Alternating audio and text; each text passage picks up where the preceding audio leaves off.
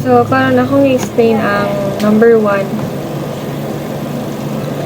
So, ang paano ni ang output, ang code ako. So, nagatubang ko dito sa computer na wala ko nagatubang sa camera. So, ang kani dim na employees as integer. So, ang atong gigamit diri integer kay name man, kay kanang number man ang atong i-enter diri, ang pa-enter sa user. So, integer itong gigamit, dili double kay whole number man ang atong need ari. So, na employees mo ni siya. So, integer.parse mo na siya para kanang read sa imong gi-enter diri. So, diri total gross salary is double equals 0. So, na-declare ta diri og variable nga atong gi-kuan kay 0 kay need man nga mo enter ang user. So, if ang atong i-kuan diri kay dili pa-enter ang user kay given na ang number, given na ang kanang variable. So, mo na di gani batangan na ni mag-value. So, since kuan man, so 0. So, diri magawit tag for next na loop sa number 1. So, ang diri kay kuan. So, start na diri sa console.write. So, enter name for employee.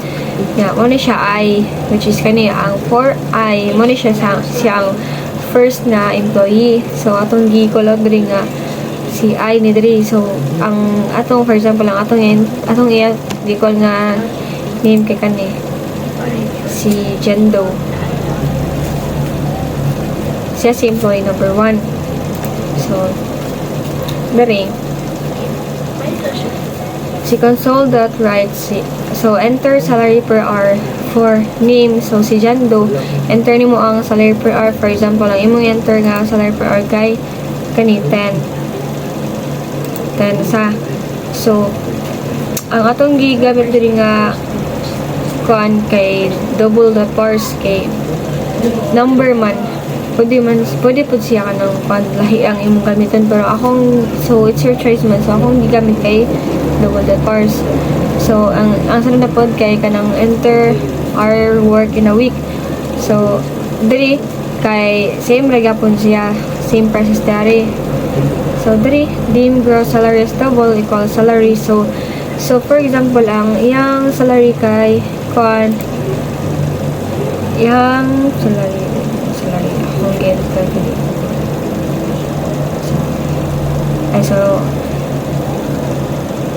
So example 10 ang atong salary. So salary times hour worked. So, kung pila ang natrabaho niya, ay pila ang oras sa iyang trabaho, pila ang natrabaho niya nga oras, basta muna siya. So, example, kanang 10 ang salary niya, ang natrabaho niya nga kanang hours kay 40 hours. So, kung siya ang 10 i-times ni mo hour work. So, 10 times 40 naman 400 man, no? Ito, dara 400. Wait sa, wala pa tanamon. So, dim overtime as double. So, 400 man siya. Pero if ang iyahang kanang hour work kay kanang greater than 40, muna siya i-times. So, kuan, diba, greater than or equal to 40 man. So, 40 man na itong example din nga hour work. So, imong i-times sa 1.5. So, ang output kay, ang calcul, ang equal sa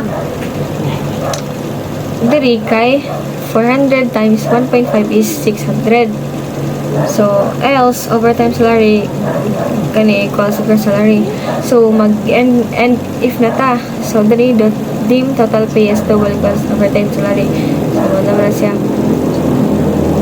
So, diri dim tax as double equals total pay.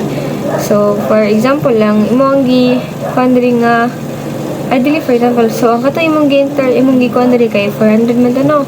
So, sige, times 2 naman to. So, 600 naman to. So, i-times nimo 0.2. So, 600 times 0.2 equals 600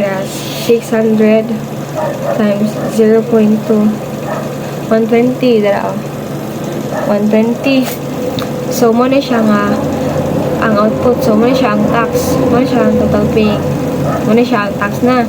So, total gross salary equals ay kani nga line diri kay muna siya mong giga-add og equals ka kay kan man kanang para ma-add to ang iyang total pay ug iyang net salary. Dili ka pwede mag-equal sa ni. So diri console dot right line. So, muna siya ang employee name. Imurang ipang call out tong nasa babaw kani. Ganyan pag call out sa for next na loop. So, sa VB. Then, diri call out sa siya. So, mura to. So, money ang output. Sample naman ni.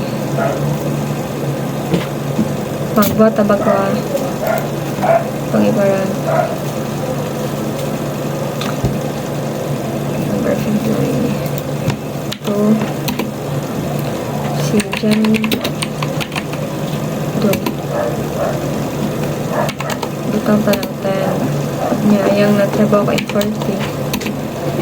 So, si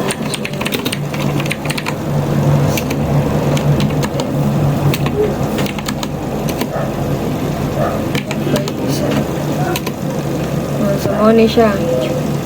Ano yung output? Okay, guys.